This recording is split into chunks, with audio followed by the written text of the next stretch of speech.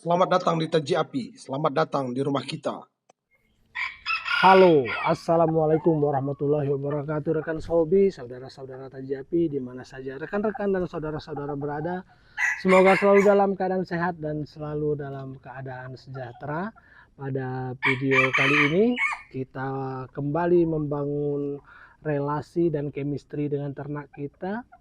Bagian dari hobi, bagaimana kita meluangkan waktu untuk hobi kita, untuk ternak kita, supaya ternak kita selalu sehat, supaya ternak kita selalu produktif. Jadi kawan-kawan, hari ini kita jemur ayam. Sambil kita ngobrol, kita lihat ayam-ayamnya. Ada berapa ekor yang kami jemur? Karena memang ayamnya sedikit. Kenapa ayamnya sedikit? Karena kemampuan kami baru sedikit. Jadi kita simak dan lihat ayam-ayamnya. Jadi aktivitas jemur ayam ya seperti ini kawan-kawan.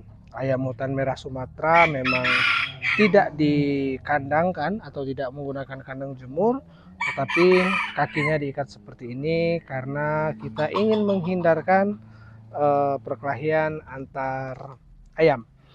Sebenarnya sistematika penjemuran seperti ini adalah hal yang sangat klasik sekali dilakukan. Bagaimana kita tahu bahwasanya ayam itu butuh sinar matahari, ayam apapun itu, karena memang ketika berada di luar kandang, ayamnya akan menjadi lebih sehat, ayamnya akan menjadi lebih kuat karena unsur vitamin D dari sinar matahari, mineral yang terdapat di tanah juga bisa mereka serap atau mereka dapati. Jadi memang bukan buat gagah-gagahan. Karena apa? Karena ayam ini tidak kita liarkan sebagaimana ayam kampung pada umumnya. Mengingat pertama, ayamnya sangat liar dan kecenderungannya ayamnya akan terbang. Jadi kita kandangkan atau kita ikatkan. Itu yang pertama. Terus yang kedua, ayam ini memang tidak kita biasakan di tanah seperti ayam kampung pada umumnya, karena yang kita inginkan adalah ayamnya jinak. Kenapa demikian? Karena ayamnya kita buat ketergantungan makanan kepada manusia. Jadi kalau ayamnya kita ikat, ayamnya kita tangkringkan, otomatis suplai makanan betul-betul didapat dari pemberian manusia. Jadi kawan-kawan, bukan hal yang luar biasa sebenarnya, tapi lebih ke hal yang sangat biasa sekali, proses penjinakan ayam hutan merah Sumatera. Nah, di depan kita ini ada F2 ya. Ini F2, yang di ujung juga F2. Ini juga ada F2. F1-nya kita kandangkan. F2 pun walaupun sudah menuju ke ayam kampung, tetapi sifat liarnya kadang-kadang masih belum bisa kita hilangkan. Jadi masih tetap kita menggunakan metode ini untuk melakukan proses penjinakan.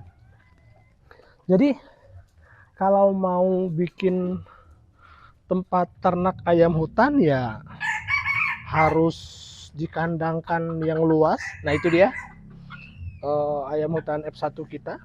Memang kita liarkan karena proses breeding ya.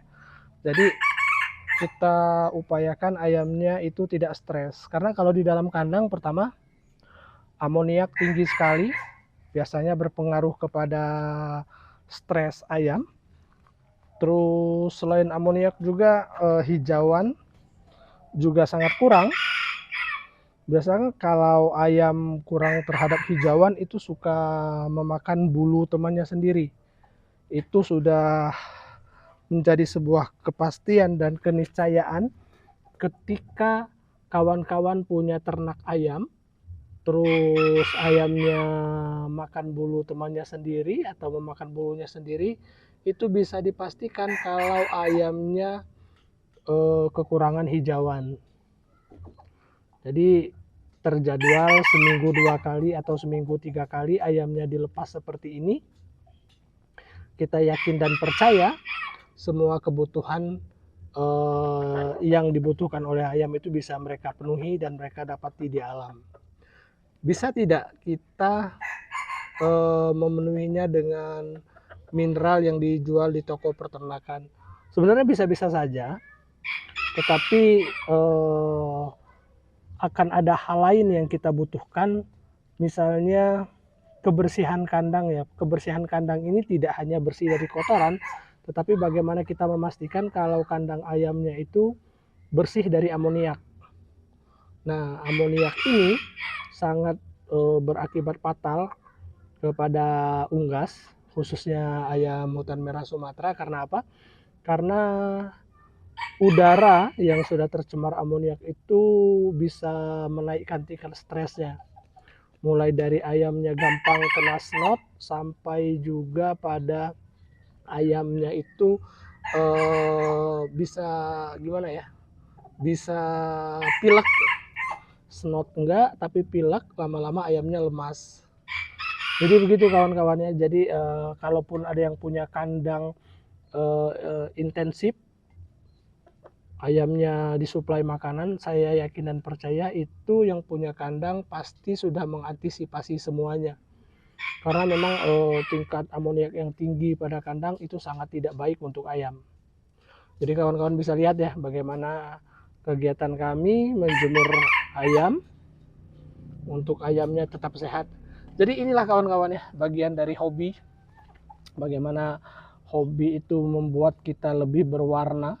Tetapi ingat seperti yang sudah kami sebutkan kemarin-kemarin, hobi itu bisa menjadi positif untuk kita, bisa juga menjadi negatif. Tinggal ke bagian mana ingin kita arahkan.